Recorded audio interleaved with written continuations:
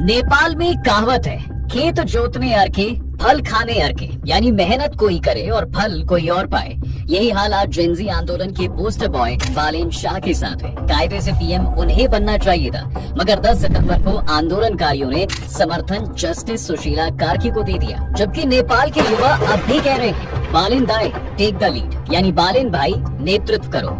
आखिर कौन है बालेन शाह, कैसे बने नेपाल में सत्ता के सबसे बड़े दावेदार और अंतरिम पीएम के लिए अचानक सुशीला कार्की के नाम पर मोहर कैसे? देखिए साहब, 3 सितंबर से युवाओं का आंदोलन शुरू हुआ तो सोशल मीडिया पर लोग बालेन शाह से अपील करने लगते हैं कि वो मेयर के पद से इस्तीफा देकर आंदोलन की अगुवाई करें, लेकिन बालेन सड़कों पर नहीं उतरे। 7 सितंबर को बालेन शाह ने फेसबुक पर लिखा, कल की रैली जेनजी की है, ये सभी 28 से कम उम्र के युवा है और मैं अब इनके हिसाब से बूढ़ा हूँ। मैं इनकी इच्छा, मकसद और सोच को समझना चाहता हूँ। इस रैली में किसी दल, नेता, कार्यकर्ता या सांसद को अपने हित साधने के लिए शामिल नहीं होना चाहिए। उम्र की वजह से मैं खुद नहीं आ पाऊंगा, लेकिन मेरा पूरा समर्थन रहेगा। अगले दिन यानी 8 सितंबर को जेनजी ने प्रदर्शन शुरू कर दिया और 9 सितंबर को नेपाल के प्रधानमंत्री केपी ओली को इस्तीफा देना पड़ा। ओली के इस्तीफे के कुछ देर बाद बालेन शाह ने फेसबुक पर पोस्ट में लिखा, प्यारे जेनजी, आपके हत्यारे ने इस्तीफा दे दिया है, अब संयम रखने की जरूरत है। देश की संपत्ति का नुकसान हमारी संपत्ति का नुकसान है। अब आपकी पीढ़ी देश का नेतृत्व करेगी, इसके लिए तैयार रहिए। बालेन शाह ने प्रदर्शनकारियों से नेपाली सेना प्रमुख अशोक राज सिग्देल से बातचीत के लिए कहा, लेकिन शर्त रखी कि संसद भंग होने के बाद ही कोई बातचीत होनी चाहिए। इसके बाद बालेन को प्रधानमंत्री बनाने की मांग तेज हो जाती है।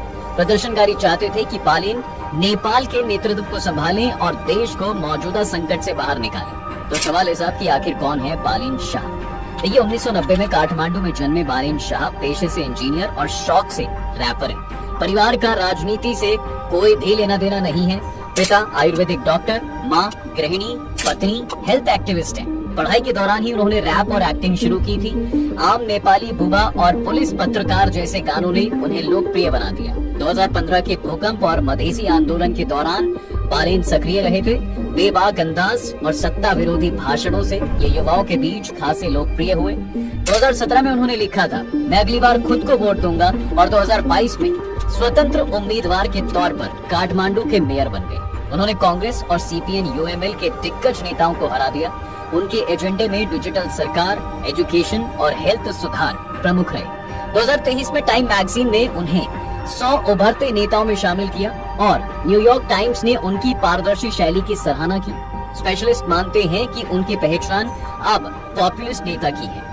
अब यहाँ पर आपको जानकर ताज्जुब होगा कि बालेन शाह एंटी इंडिया माने जाते हैं, लेकिन क्यों माने जाते हैं ये भी जानना जरूरी है। देखिए, बालेन शाह अपने ऑफिस में ग्रेटर नेपाल का नक्शा लगाते हैं, जिसमें भारत सीमा के लिपुलेख, लिम्पियाधुरा और कालापानी जैसे इलाके नेपाल का हिस्सा दिखाए गए हैं। दरअसल लिपुलेख, लिम्पियाधुरा और कालापानी भारत नेपाल चीन बॉर्डर के पास के इलाके हैं। नेपाल इन्हें अपना हिस्सा बताता है क्योंकि उनके हिसाब से काली नदी यहीं से निकलती है। 2023 में उन्होंने काठमांडू में भारतीय फिल्म आदि पुरुष की रिलीज पर भी बैन लगा दिया था। दैनिक भास्कर से बातचीत में बालेन ने कहा भी था कि बॉलीवुड की फिल्में पाकिस्तान को हमेशा बम गोलियों से जोड़ती है, जिससे नेपाल और श्रीलंका के लोग वहां जाने से डरने लगे हैं। उन्होंने कहा, भारत के फायदे के लिए हम अपनी स्वाधीनता नहीं छोड़ सकते। सेंसर बोर्ड को समझना चाहिए कि ऐसी गलतियां रिश्तों को बिगाड़ सकती है। पाटन हाई कोर्ट ने जब बैन हटाया तो बालेन ने फेसबुक पर लिखा, नेपाल की न्यायपालिका और सरकार भारत के गुलाम हो चुकी है। इतिहास और देश की बात पर मैं पीछे नहीं हटूंगा, चाहे सजा ही क्यों ना हो जाए। अब साहब, भारत विरोधी रुख और नक्शे के विवाद पर उनका कहना था, भारत ने अपने संसद में जो नक्शा लगाया हुआ है उसे सांस्कृतिक कहा। हमने भी ग्रेटर नेपाल का नक्शा ऐतिहासिक बताकर लगाया, इसमें आपत्ति की कोई वजह नहीं है। विदेशी मामलों के एक्सपर्ट प्रसेनजीत विश्वास कहते हैं कि बालेन शाह अक्सर भारत की आलोचना करते रहे हैं और उस पर नेपाल की सरकार और अदालतों को प्रभावित करने का आरोप लगाया है। उनका रुख उन लोगों को भाता है जो पुरानी राजनीति और भारत के दबदबे से नाराज है। नेपाल के आंदोलन का चेहरा तो बालेन थे, फिर अचानक ये सुशीला कार्की का नाम कहां से निकल कर आया? देखिए साहब, 9 सितंबर को जेनजी आंदोलनकारियों ने डिस्कॉर्ड पर 4 घंटे मीटिंग की है। दरअसल डिस्कॉर्ड एक फ्री चैट और कॉलिंग ऐप है। इस ऐप पर 5000 से ज्यादा लोग जुड़े। पहले उन्होंने काठमांडू मेयर बालेन शाह का नाम अंतरिम पीएम के लिए रखा, लेकिन बालेन ने हामी नहीं भरी। फिर सुशीला कार्की का नाम सामने आता है। वोटिंग हुई, कार्की को करीब 59% वोट मिले, बालेन को 32%। सुशीला को 2500 से ज्यादा लिखित सपोर्ट भी मिल जाता है। उन्होंने फोन पर साफ कहा कि अगर युवाओं ने भरोसा किया है तो वो जिम्मेदारी उठाने को तैयार है। सेना प्रमुख अशोक राज सिकदेल ने आरएसपी या दुर्गा प्रसाई का नाम सुझाया, लेकिन युवाओं ने ठुकरा दिया। वो गैर राजनीतिक चेहरा चाहते थे। आरएसपी के रवि लामिछाने ने भी ये कहा कि वो किसी रेस में नहीं है। फिर शाम होते होते सुशीला के पीएम बनने की चर्चा तेज हो गई। रात को वो आर्मी मुख्यालय पहुंचती हैं और बातचीत के बाद लगभग तय हो गया कि वही अंतरिम पीएम होंगी। हालांकि बाहर खड़े कुछ प्रदर्शनकारियों ने विरोध भी किया और बालिन शाह का नाम फिर से दोहराया।